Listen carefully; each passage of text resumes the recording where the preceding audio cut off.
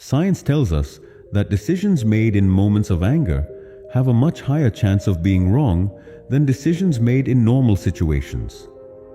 This is because, at that time, our brain works through emotion, not through careful reasoning. That is why the philosopher Aristotle said, "Anyone can become angry, but to be angry at the right time, for the right reason, and in the right amount, that is true skill." But the real question is, have we truly achieved that skill? We often fail to realize how a moment of anger can destroy relationships built over many years, or how one emotional decision can change the direction of an entire life. Today's story will show us this. Having power alone does not make a person strong. True strength comes from the ability to control one's emotions. Once upon a time, there was a powerful king. He was intelligent, but he had a major weakness. He lost his temper very quickly. Even over small matters, he made decisions driven by emotion. Many times, people received harsh punishments for minor mistakes. One day, the king's childhood teacher arrived in the kingdom. Years ago, this very man had taught the king not only lessons from books, but also lessons about life. The teacher was invited to the royal palace for dinner. That evening, they sat together, eating and talking about old times. Suddenly, a fly fell into the king's soup. Seeing the fly, the king immediately became furious. He shouted angrily, "What is this? A fly in my soup? How can you be so careless?" The servant, trembling with fear, replied, "Your Majesty, there was no fly in the soup when it was served." But the king's anger did not calm down. Seeing the situation, the childhood teacher spoke gently, "Your Majesty, please think for a moment. The servant did not bring the fly. It must have fallen in later." The king replied irritably, "Teacher, you don't understand. Even small things like this ruin my mood." The teacher smiled softly and said, "Your Majesty, the fly did not destroy your peace. Your reaction did. One who cannot rule over his own emotions can never truly rule over anything else." These words made the king fall silent for a moment. Then the teacher continued, "Decisions made in anger or extreme joy are often wrong. Before making a decision, give yourself some time. Do not let emotions control you. You must control your emotions."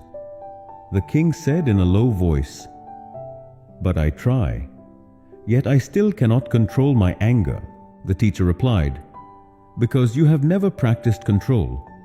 Patience is also a habit. Just as strength requires exercise, controlling emotions also requires practice." These words left a deep impact on the king's mind. In the days that followed, he learned to pause before reacting. He realized that when the mind is calm, thoughts become clear, and clear thinking leads to better decisions. After some time, the king noticed that he was much calmer than before. Making decisions in court became easier.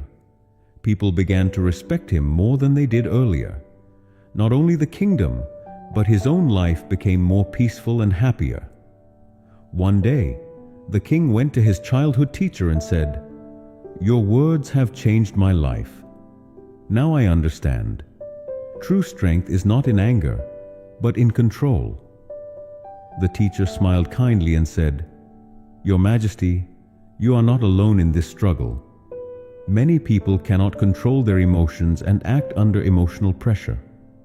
What you have learned, share this message with others. Encourage them to practice calmness and patience so they too can live better lives." The teacher paused and then added, "It is very important to understand that anger, happiness, and sadness, these emotions come and go. They are a natural part of life, but we should not be swept away by them.